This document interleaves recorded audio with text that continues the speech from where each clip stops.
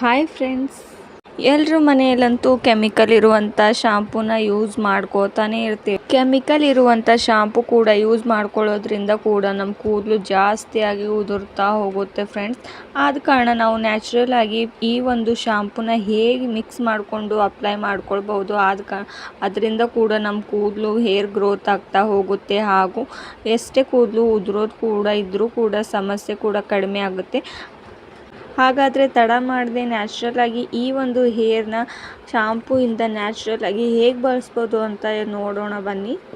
ನಾನಿಲ್ಲಿ ಕಬ್ಬಿಣದ ಕಡಾಯಿನ ತಗೊಂಡು ಅದರೊಳಗೆ 1 ಕಪ್ಪಷ್ಟು ನೀರನ್ನ ಹಾಕ್ಕೊಳ್ತಾ ಇದ್ದೇನೆ. ನಿಮ್ಮ ಹತ್ರ ಕಬ್ಬಿಣದ ಬಾಣಲಿ ಇದ್ರೂ ಕೂಡ ಅದು ಕೂಡ ಯೂಸ್ ಮಾಡ್ಕೊಳ್ಬೋದು, ಅಥವಾ ಹೀಗೆ ಕಬ್ಬಿಣದ ಹಂಚು ಕೂಡ ಯೂಸ್ ಮಾಡ್ಕೊಳ್ಬೋದು. ನಾನಿಲ್ಲಿ ಕಬ್ಬಿಣದ ಹಂಚನ್ನ ಯೂಸ್ ಮಾಡ್ಕೋತಾ ಇದ್ದೀನಿ.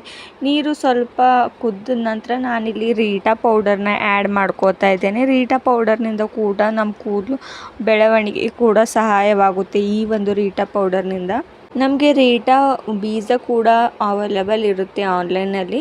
ನಾನು ಪೌಡರ್ನೇ ಆನ್ಲೈನ್ ತರಿಸ್ಕೊಂಡಿದ್ದೆ. ನೋಡ್ಬೋದು, ಸ್ವಲ್ಪ ಹೀಗೆ ಕುದ್ದ ನಂತರ 1 ಸ್ಪೂನ್ನ ಸಹಾಯದಿಂದ ಹೀಗೆ ಕೈ ಆಡಿಸ್ತಾ ಹೋಗಿ.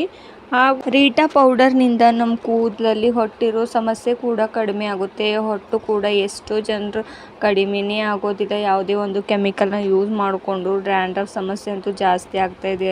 ಆದ ಕಾರಣ ಇದು ಕೂಡ ತುಂಬ ಚೆನ್ನಾಗಿ ಕಡಿಮೆ ಆಗುವಂಥದ್ದು. ರೀಟಾ ಪೌಡರ್ನಲ್ಲಿ ತುಂಬಾ ಶಕ್ತಿ ಇರುತ್ತೆ. ಹಾಗೂ ನಾನಿಲ್ಲಿ ಶಿಕಾಕಾಯಿ ಪೌಡರ್ನ ಯೂಸ್ ಮಾಡ್ಕೋತಾ ಇದ್ದೇನೆ. ಶಿಕಾಕಾಯಿ ಪೌಡರ್ ನಮ್ಮ ಕೂದಲು ಬುಡದಿಂದ ಬೆಳೆಯಲು ಪ್ರಾರಂಭವಾಗುತ್ತೆ. ಹಾಗೂ ಶಿಕಾಕಾಯಿ ಪೌಡರ್ ನಮ್ಮ ಹಿರಿಯರು ಕೂಡ ತುಂಬಾ ಶಿಕಾಕಾಯಿ ಪೌಡರ್ ಹಾಗೂ ಶಿಕಾಕಾಯಿ ಬೀಜನ ತಂದು ಹೀಗೆ ತಲೆಗೆ ಹಚ್ಕೋತಾ ಇದ್ರು. ಆದ ಕಾರಣದಿಂದ ಕೂಡ ಅವ್ರ ಕೂದಲು ತುಂಬಾ ದಟ್ಟವಾಗಿ ಹಾಗೂ ಎಷ್ಟೇ ಕೂದಲು ಉದುರೋ ಸಮಸ್ಯೆ ಕೂಡ ಏನೂ ಇರ್ತಿರ್ಲಿಲ್ಲ ಅವ್ರದ್ದು. ಈ ಒಂದು ಶಿಕಾಕಾಯಿ ಪೌಡರ್ ಅವಾಗೇನು ಶಾಂಪೂ ಕೂಡ ಇರ್ತಾ ಇರಲಿಲ್ಲವಲ್ಲ. ಶಿಕಾಕಾಯಿ ಪೌಡರ್ ಕೂಡ ತುಂಬಾ ಚೆನ್ನಾಗಿ ನಮ್ಮ ಕೂದಲಿಗೆ ಉದುರೋ ಸಮಸ್ಯೆ ಕೂಡ ಕಡಿಮೆ ಮಾಡುತ್ತೆ. ಹಾಗೂ ಶಿಕಾಕಾಯಿ ಪೌಡರ್ನಿಂದ ಕೂದಲು ಕೂಡ ಜಾಸ್ತಿ ಬೆಳವಣಿಗೆ ಆಗುತ್ತೆ. ಹಾಗೂ ನಮ್ಮ ತಲೆಯಲ್ಲಿ ರಕ್ತ ಸಂಚಲನ ಕೂಡ ಚೆನ್ನಾಗಿ ಆಗುತ್ತೆ. ಈ ಒಂದು ಶಿಕಾಕಾಯಿ ಪೌಡರ್ನ ಕೂಡ ನಾವು ಯೂಸ್ ಮಾಡ್ಕೊಳ್ಬಹುದು. ಅದರಿಂದ ಯಾವುದೇ ಒಂದು ಸೈಡ್ ಎಫೆಕ್ಟ್ ಕೂಡ ಆಗೋದಿಲ್ಲ. ಆದ ಕಾರಣ ನಾನು ಶಿಕಾಕಾಯಿ ಪೌಡರ್ನ ಕೂಡ ಆ್ಯಡ್ ಮಾಡ್ಕೊಂಡಿದ್ದೆ ಇದರೊಳಗೆ. ಈ 2 ಇಂಗ್ರೀಡಿಯೆಂಟ್ಸ್ನ ಹಾಕ್ಕೊಂಡಿದ ನಂತರ 2 ಮಿನಿಟ್ಸ್ವರೆಗೂ ಹೀಗೆ ಸ್ವಲ್ಪ ಗ್ಯಾಸ್ನ ಲೋ ಫ್ಲೇಮಲ್ಲಿ ಇಟ್ಕೊಂಡು ಹೀಗೆ ಕುದಿಯೋದಕ್ಕೆ ಬಿಡಬೇಕು. ಇವೆರಡು ಇಂಗ್ರೀಡಿಯೆಂಟ್ಸ್ನ ಹಾಕ್ಕೊಂಡಿದ ನಂತರ ನಾನು ಇದರೊಳಗೆ ಆಮ್ಲ ಪೌಡರ್ನ ಕೂಡ ಆ್ಯಡ್ ಮಾಡ್ಕೋತಾ ಇದ್ದೇನೆ. ಆಮ್ಲ ಪೌಡರ್ ಕೂಡ ಕೂದಲು ಉದುರೋ ಸಮಸ್ಯೆ ಹಾಗೂ ವೈಟ್ ಹೇರ್ಸ್ ಇದ್ದರೂ ಕೂಡ ಅದು ಕೂಡ ಕಡಿಮೆ ಮಾಡುತ್ತೆ. ಆದ ಕಾರಣ ನಾನು ಆಮ್ಲ ಪೌಡರ್ನ ಕೂಡ ಆ್ಯಡ್ ಮಾಡ್ಕೋತಾ ಇದ್ದೇನೆ. ಈ 3 ಇಂಗ್ರೀಡಿಯೆಂಟ್ಸ್ನ ಹಾಕ್ಕೊಂಡಿದ ನಂತರ ಕಲರ್ ಕೂಡ ಚೇಂಜ್ ಆಗ್ತಾ ಇರೋದು ನೋಡ್ಬೋದು. ಸೈಡಿಗೆಲ್ಲ ಕಪ್ಪಗಾಗಿ ಆಗ್ತಾಯಿದೆ. ಯಾಕಂದರೆ ನಾವು ಕಬ್ಬಿಣದ ಹಂಚಲ್ಲಿ ಮಾಡ್ಕೊಳ್ತಾ ಇರೋದಲ್ವ. ಬೇಗ ಕಬ್ಬಿಣದ ಅಂಶ ಕೂಡ ಇದ್ರೊಳಗಡೆ ಬಿಡುಗಡೆ ಆಗುತ್ತೆ. ಹಾಗೂ ನಮ್ಮ ಕೂದಲಿಗೂ ಕೂಡ ಚೆನ್ನಾಗಿ ಹೆಲ್ಪ್ ಆಗುತ್ತೆ. ಈ ಒಂದು ಕಬ್ಬಿಣದ ಕಡಾಯಲ್ಲಿ ನಾವು ಏನೇ ಹೇರ್ ಪ್ಯಾಕ್ ಮಾಡಿದ್ರೂ ಕೂಡ ಕಬ್ಬಿಣದ ಕಡಾಯಲ್ಲೇ ಮಾಡ್ಕೊಳ್ಬೇಕು.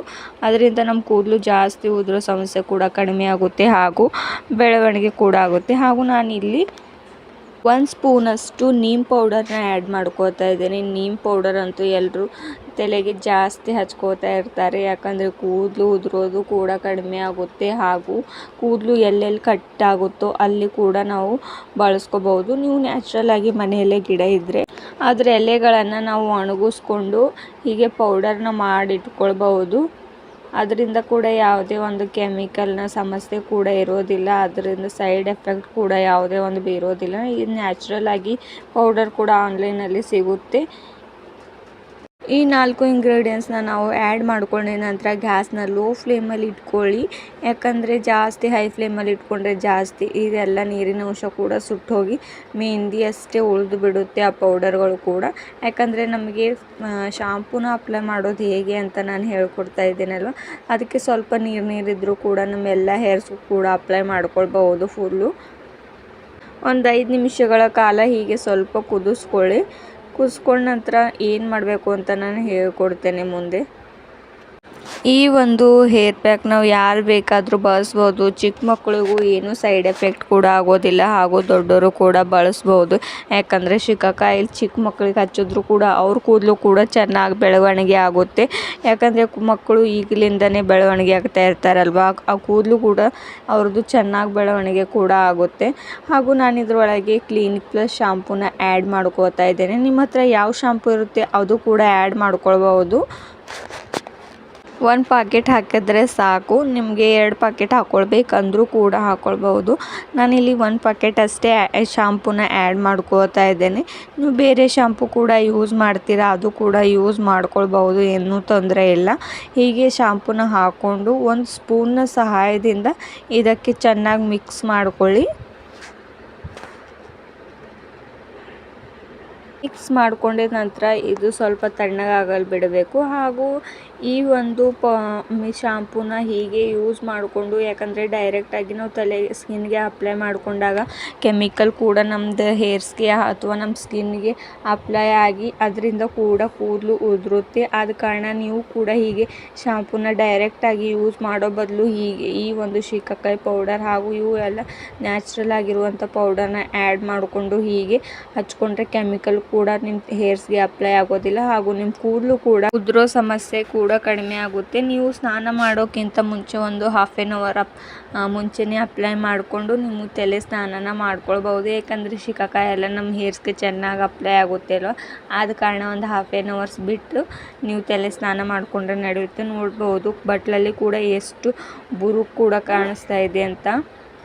ನೊರೆ ಕೂಡ ಚೆನ್ನಾಗಿ ಬಂದಿರೋದು, ಯಾಕಂದರೆ ನಾನು ಶಾಂಪೂನ ಆ್ಯಡ್ ಮಾಡ್ಕೊಂಡಿದ್ದೇನಲ್ವ.